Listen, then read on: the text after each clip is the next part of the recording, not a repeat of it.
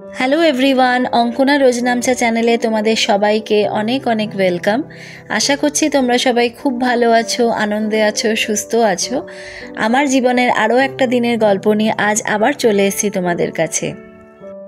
আজ গল্পটা শুরু করছি একদম সকাল সকাল। উঠেছি অনেকটা সকালে, তাও ধরো 5:30 নাগাদ উঠেছি। আজ গল্পটা হচ্ছে গত বুধবারের গল্প। বুধবার তো তোমরা জানোই রিশানের সুইমিং ক্লাস বন্ধ থাকে। ভেবেছিলাম একটু বেশিক্ষণ ঘুমোতে পারবো, বাট উপায় নেই, চাপ আছে অর্ডারের, উঠে পড়তেই হয়েছে। অর্ডার ভলিউম বেশি আছে সেটা যেমন ঠিক, আবার আরও একটা কথা ঠিক এটাই যে আমার দুটো এমন অর্ডার আছে যেটা কিনা 8টার মধ্যে ডেলিভারি করতে হবে। সেই 8টার মধ্যে ডেলিভারি করার জন্যেই মেন আরও তাড়াতাড়ি ওঠা। কিচেনে কোনো দিন অর্ডার বেশি থাকে, কোনো দিন অর্ডার কম আসে, কিন্তু অতিরিক্ত চাপ সেই দিন হয়ে যায় যেই দিন অর্ডার আছে অনেকগুলো, অথচ যেই জিনিসটা অর্ডারে আছে সেই জিনিসগুলো ঘরে নেই। মানে আমাকে সেই জিনিসগুলো কিনতেও হবে, একই সাথে সেই জিনিসগুলো বানিয়ে ডেলিভারিও করতে হবে। দুটো অর্ডার আমার রেডি হয়ে গেছে, এখন প্যাকিংয়ের কাজ চলছে। এই যে কন্টেনারটা দেখছো, এই কন্টেনারটাও কাস্টমারেরই, উনি আমাকে দিয়েছেন। এটাতেই রোজ ভোরে খাবারটা যায়, আর এটা একজন সিনিয়র সিটিজেনের কাছে যাচ্ছে খাবারটা, তো সেইভাবেই খাবারটাকে বানাতে হয়। তো আমার কিচেনের ইউএসপি যদি বলা যায় সেটা হলো আমি প্রচণ্ড মাত্রায় কাস্টমাইজ করি। যে কোনো আইটেম যে কোনো কাস্টমারের জন্য আমি কাস্টমাইজ করি, সেটা আমার মনে হয় সবচেয়ে বড় প্লাস পয়েন্ট আমার এই কিচেনের। এখন সকাল সকাল উঠে গেছি এই দুটো অর্ডারের জন্যে। শুধুমাত্র এই দুটো অর্ডার করলেই তো হবে না, বাকি অন্য যে অর্ডারগুলো আছে যেগুলো পরে ডেলিভারি হবে সেটারও খানিকটা তোড়জোড় করে ফেলি। রিশানা সোমদেব এখনও ঘুমোচ্ছে, ওরা বেচারা একটা দিনই পায় একটু বেশি ঘুমানোর জন্যে। একটা সময় এমন ছিল রিশানের স্কুল 10টা থেকে, আর রিশান উঠতো 9:30টার সময়, আর শনি রোববার তো 10টা, 10:30, 11টা অবধিও ঘুমোতো। কিন্তু এখন এই সুইমিং ক্লাসটা শুরু হওয়াতে ঘুমটা বেশিক্ষণ একদমই হয় না কারোরই, 7টার মধ্যে সবাইকে উঠে পড়তে হয়। তোমাদের বলছিলাম না আজকে চাপের ব্যাপারটা। এক তো আমাকে সকালে উঠতে হয়েছে, 8টার মধ্যে দুটো অর্ডার রেডি করতে হবে। অন্য যে অর্ডারগুলো আছে সেগুলোর যে আইটেম, সেটার মধ্যে অর্ধেক জিনিস আমার ঘরে নেই। তো সেটার জন্যেই এখন এসছি স্টার বাজারে। মেন স্টার বাজারে এসছি পোস্তর জন্যে। একটুও ঘরে পোস্ত নেই। পোস্তর বড়ার অর্ডার আছে, আবার আলু পোস্তরও অর্ডার আছে, সেইটা কিনবো। আর তার সাথে সাথে অন্য কিছুও একটু দেখবো, যা পাবো ভালো সেগুলোও নেব। স্টার বাজারে আরও একটা জিনিস খুব ভালো পাওয়া যায় আর খুব কম দামে পাওয়া যায়, সেটা হলো ফল।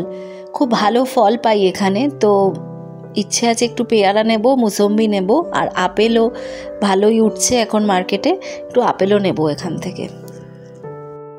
এই স্টার বাজারে কিন্তু মাছ মাংসও পাওয়া যায়, সামনে কেটে পরিষ্কার করে দেয়, বাট আমি কখনো কিনিনি, কখনো ট্রাই করে দেখিনি। সকাল সকাল এসছি বলে ফাঁকায় ফাঁকায় কাজটা হয়ে গেল। এটা যত বেলা বাড়বে ভিড়টা তত বাড়তে শুরু করবে। স্টার বাজার থেকে বাড়ি ফিরে বাড়িতে সব কিছু জিনিসপত্র যা কিনেছি সেগুলো রেখে এখন এসছি মাছের দোকানে। কাতলা মাছ কিনতে হবে, কাতলা মাছের অর্ডার আছে। হোলসেল ফিশ মার্কেটে এসে দেখলাম সবেমাত্র ওদের গাড়ি এসছে, আর গাড়ি আসা মানে ওদের সমস্ত মাল এসছে।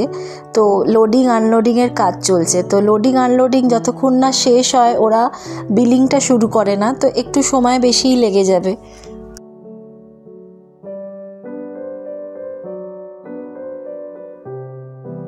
আর এই দিকটা দেখো, এখানে যাদের দেখছো এরা কিন্তু সবাই ছোট ব্যবসায়ী।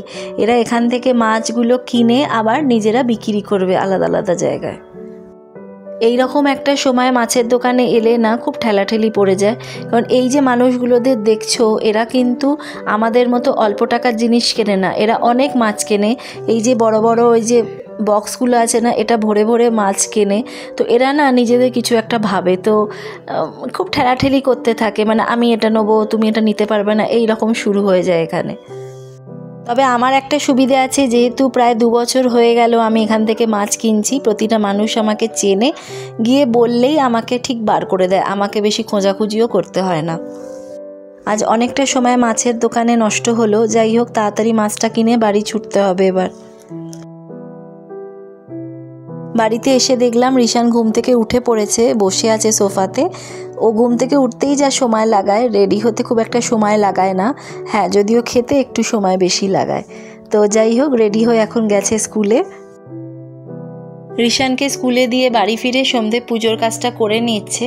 পুজোর কাজটা করে নিয়ে ও খানিকটা সময় অফিসের কাজ বাড়িতে থেকেই করে, তারপরেও অফিসে চলে যায় লাঞ্চ করে।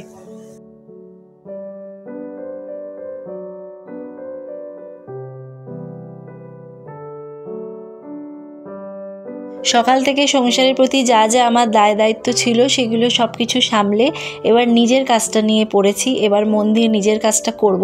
জানো তো, মাঝে মাঝে একটু বোর লাগে, রোজই রান্না করো, কন্টিনিউয়াস রেঁধে যাও, পরপর রান্না করে যাও, কিন্তু সেই বোর লাগাটা খুব কম, মানে এর মধ্যে থেকে আনন্দর ভাগটা কিন্তু অনেকটাই বেশি। আমার তো এটাই প্রফেশন, আমার মনে হয় অন্যান্য প্রফেশনেও যারা আছে তারাও কখনো না কখনো কোনো না কোনো সময় বোর একটু না একটু হয়, কিন্তু ওই বোর হওয়ার পার্সেন্টেজটা খুবই কম, আনন্দটাই বেশি। কারণ যেই কাজ করে মানুষ ফাইন্যান্সিয়াল ফ্রিডম পায় সেটাতে বোর কেন হবে, আনন্দই তো পাবে, তাই না? আলু পোস্তর কথা বলি, যেহেতু আলু পোস্ত বানাচ্ছি, অনেককে দেখেছি আলু পোস্ত একটু গ্রেভিওয়ালা আলু পোস্ত বানায়, কিন্তু আমি সবসময় একটু শুকনোই পছন্দ করি। আমার বাবার বাড়িতে আমি শুকনো খেয়ে এসেছি, আর এখনও আমি সেটাই বানিয়ে থাকি আমার কিচেনে অর্ডার এলে। তবে এখন বাজারে আলু যেগুলো পাচ্ছি সেগুলো এত বাজে হচ্ছে, নয় খুব সময় লাগায়, নয়তো খুব তাড়াতাড়ি গলে যায়। এখানে বানাচ্ছি টমেটো আমসত্ত্বের চাটনি। কিছুদিন আগে অনেকটা আমসত্ত্ব আনিয়েছিলাম কলকাতা থেকে, সবটাই প্রায় শেষের পথে। আবার কিছুদিন পর আনানোর প্ল্যান আছে। আমাদের এখানেও আমসত্ত্ব পাওয়া যায়, তবে দামটা অনেকটাই বেশি নেয়, তার থেকে আমার কলকাতা থেকে আনানোটা সস্তা পড়ে। এখানে বানাচ্ছি কাঁচা লঙ্কা, পেঁয়াজ, টমেটো দিয়ে ট্যাংরার ঝাল। সকালের অর্ডার মোটামুটি সব কমপ্লিট হয়ে গেছে, অর্ধেকটা বেরিয়েও গেছে। আজকেও দেখো তোমাদেরকে সবটা শেয়ার করতে পারলাম না, যাই হোক কোনো একদিন নিশ্চয়ই করবো সব কটা রান্না। সোমদেবকে এখানে খেতে দিয়ে দিয়েছি। আছে সাদা ভাত, লাউ চিংড়ি, আলু পেঁয়াজ ভাজা, আছে একটু শসা, এটা হচ্ছে মাছের মাথা দিয়ে ডাল, আর এটা হচ্ছে কাতলা ঝাল, আর সঙ্গে আছে একটু চাটনি।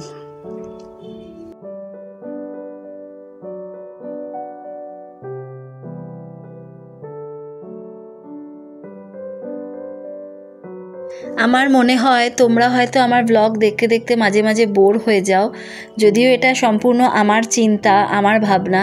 এটা ভুলও হতে পারে, এটা ঠিকও হতে পারে। আমি বেশিরভাগ সময় ব্লগে আমার রান্নার গল্পই দেখিয়ে থাকি, রান্না করছি সেগুলোই দেখিয়ে থাকি।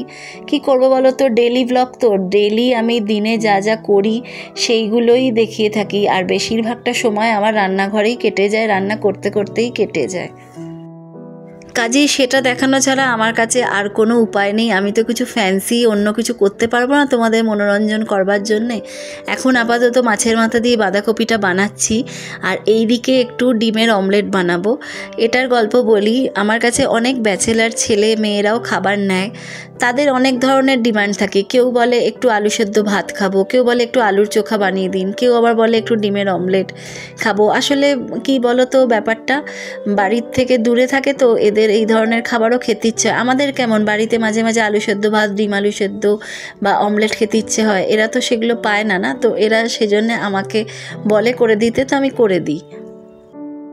এটা বানাচ্ছি আমি ডাবল ডিমের অমলেট। এটা একটা ব্যাচেলার ছেলের কাছে যাবে, হোস্টেলে থাকে, অনেক দিন ধরেই, অনেক মাস ধরে উনি আমার থেকে খাবার নিচ্ছেন।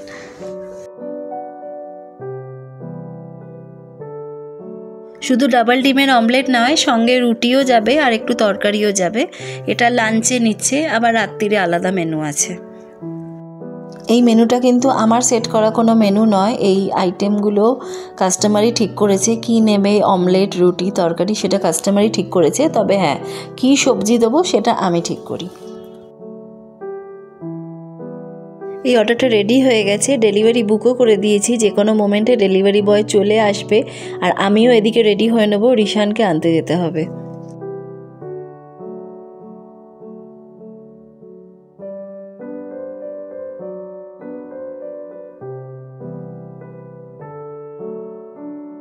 ঠান্ডা কিন্তু আমাদের এখানেও অল্প অল্প করে পড়তে শুরু করেছে। এবার ঠান্ডাটা কেমন লাগে বলো তো, ওই একদম যখন ভোরবেলা বেরোবো তখন একটা ঠান্ডা লাগে, আর যদি একদম রাত্রিরে বেরোই তখন। বাকি দিনের বেলাটা কিন্তু পুরো গরম থাকে, এতই গরম থাকে যে ফ্যান চালাতে হয়। এই যে আমি এখন বাড়ি যাচ্ছি ঋষানকে নিয়ে, ভালো মতো রোদ্দুর আছে, মানে এতটাই রোদ্দুর যে গরম লাগছে, অল্প অল্প ঘামও হচ্ছে। রিশানের এখন 2-3 দিন ধরে একটু মেলডাউনের ফেজ চলছে। মেলডাউন মানে কান্নাকাটি, একটু অ্যাগ্রেসিভ হয়ে যাওয়া, ওই ফেজটা চলছে গত 2-3 দিন ধরে। তো ভাবছিলাম স্কুল থেকে যদি কিছু বলে, স্কুল থেকে এটা জানায় কিনা, বাট মনে হয় না স্কুলে কিছু করেছে, নাহলে স্কুল থেকে ওরা নিশ্চয়ই আমাকে জানাতো অ্যাটলিস্ট।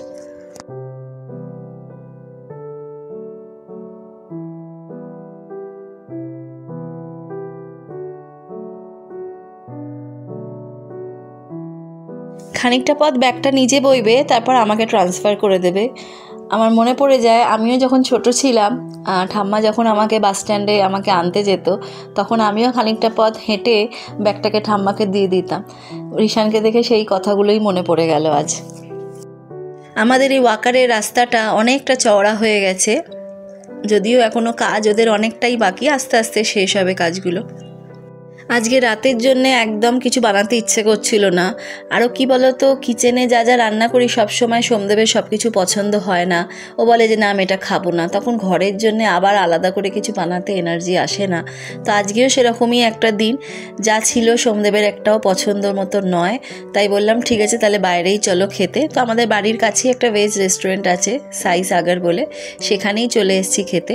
তো আমরা অর্ডার করেছি ক্রিস্পি ভেজ আর একটা পনিরের একটা আইটেম আর রুটি।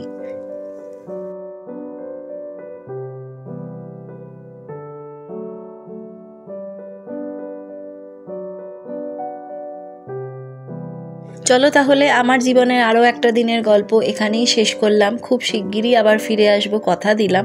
তোমরা কিন্তু সবাই খুব ভালো থেকো, আনন্দে থেকো, সুস্থ থেকো আর আমাদের পাশে থেকো। আজকের গল্পটা ভালো লাগলে প্লিজ লাইক শেয়ার করে দিও। আর যারা নতুন দেখছো চ্যানেলটাকে সাবস্ক্রাইব করে দিও। খুব শিগগিরই আবার একটা গল্প নিয়ে চলে আসবো। এখন তাহলে যাই, টাটা।